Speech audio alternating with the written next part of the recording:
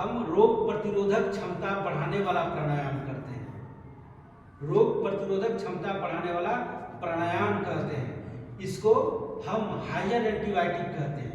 ये विज्ञान इसको हायर एंटीबायोटिक मानता है। इतना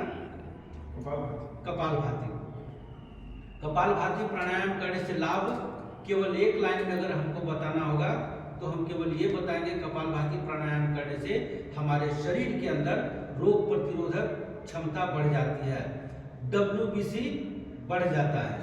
हमारे शरीर में दो तरह का ब्लड होता है, RBC और WBC। जिसके शरीर में WBC की मात्रा थोड़ी ज़्यादा होती है वो बीमार कम पड़ते हैं। जिसके शरीर में WBC की मात्रा कम होती है वो बीमार ज़्यादा पड़ते हैं।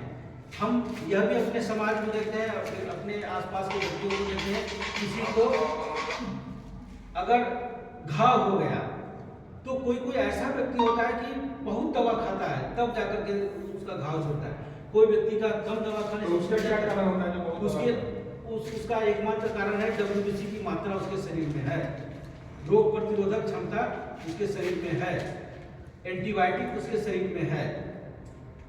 अब हमें अगर ऊपर से लेना होगा शरीर को स्वस्थ रखने के लिए तो हम कपालभाति प्राणायाम का 3 मिनट से 5 मिनट तक का अभ्यास करेंगे। उसी में हमारे शरीर के अंदर WBC की मात्रा बढ़ जाती है, रोग प्रतिरोधक क्षमता बढ़ जाती है। ये लाभ हो गया। अब उनको नहीं करना है जिनका हाल के दिनों में शरीर के किसी अंग का ऑपरेशन हुआ हो, उनको नहीं करना है। जिनके फेफड़े में ब्लॉकेज हो गया हो, 60 से 100% के बीच में अगर ब्लॉकेज हो गया हो तो व्यक्ति नहीं करेंगे। जो 6 महीने से लेकर 9 महीने के बीच में गर्भावस्था में महिलाएं हों वो नहीं करेंगे। जिनको धूल धुआं से एलर्जी हो गया हो, बहुत खांसी हो रही हो, वो नहीं करेंगे। केवल इतने लोगों को नहीं करना है, बाकी सबों को करना है। सबों को करना है जो व्यक्ति स्वस्थ है उनको, जो बाल्यावस्था में है, किशोरावस्था में है, युवावस्था में है, इन तीनों व्यक्तियों को 1 सेकेंड में एक बार झटके से श्वास बाहर करना होता है। माधुरी, उस व्यक्ति को कितने सेकेंड में श्वास बाहर करना होता है? एक झटके में एक बार, 1 सेकेंड में एक बार। जो वयोवृद्ध हैं अर्थात 60 वर्ष के बाद की उम्र के हैं, अर्थात उनको दमा है, खांसी है, टीबी है, हार्ट का ब्लॉकेज है, ऐसे लोगों को 2 सेकेंड में एक बार झटके से श्वास बाहर करना पड़ता है, अर्थात उनको धीरे से करना पड़ता है। हम कैसे करते हैं? 1 सेकेंड में एक बार झटके से श्वास बाहर, इस प्रकार।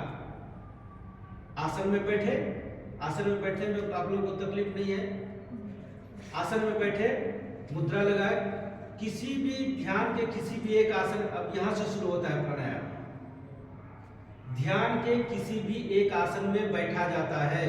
ध्यान का 3 आसन है, वो है सुखासन, सिद्धासन, पद्मासन।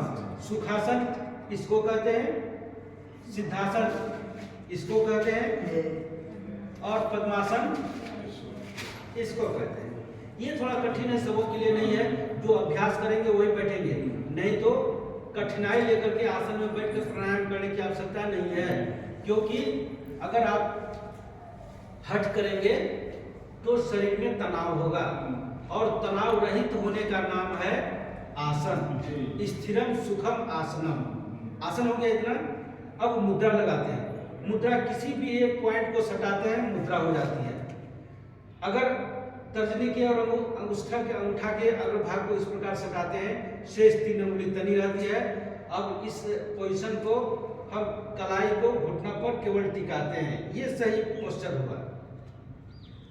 2 हो गया, आसन हो गया, मुद्रा हो गई।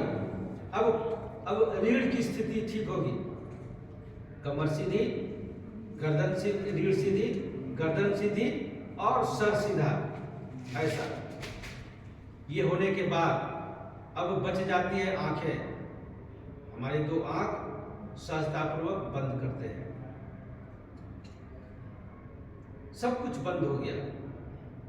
आसन से पैर बंद हो गया, मुद्रा से अंगुली बंद हो गई, हाथ बंद हो गया, रीढ़ की स्थिति ठीक हो गई, सहजता से आंखें बंद हो गई। एक अब खुला हुआ है, एक दौड़ रहा है, एक भी अभी चंचल है, वह है मन का घोड़ा, वह है मन, वह है चेतना। योग में शब्द आया है मन को चेतना, चेतना है।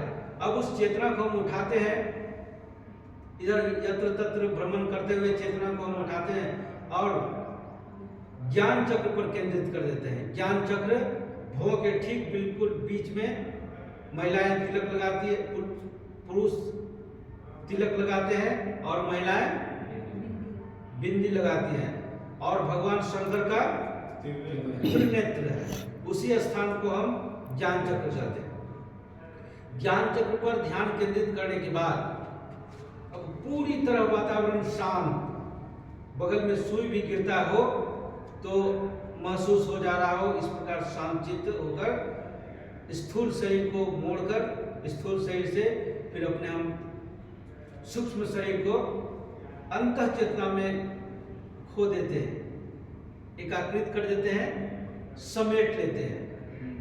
अब बगल में किसी भी प्रकार की आवाज हो हमें महसूस नहीं होती। महसूस इसलिए नहीं होती, सब यंग मेरा बंद है, स्थूल शरीर और सूक्ष्म शरीर दोनों सिमटा हुआ है अपने आप में, प्रकृति के सानिध्य में और ईश्वर के सानिध्य में। इतना होने के बाद तब अब प्राणायाम की स्थिति होती है। प्राणायाम में मैं क्या कहा, कितने सेकंड में छोड़ना चाहिए? 1 सेकंड में एक बार, और 1 मिनट में किनको? 3 अवस्था, किशोरावस्था, बाल्यावस्था। बिल्कुल। अब हम किशोरावस्था में है, बाल्यावस्था में है और युवावस्था में, उनके लिए प्राणायाम शुरू करते हैं इस प्रकार।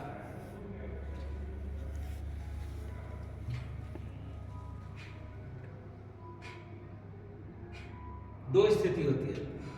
पहला, श्वास ऐसे, कुछ लोग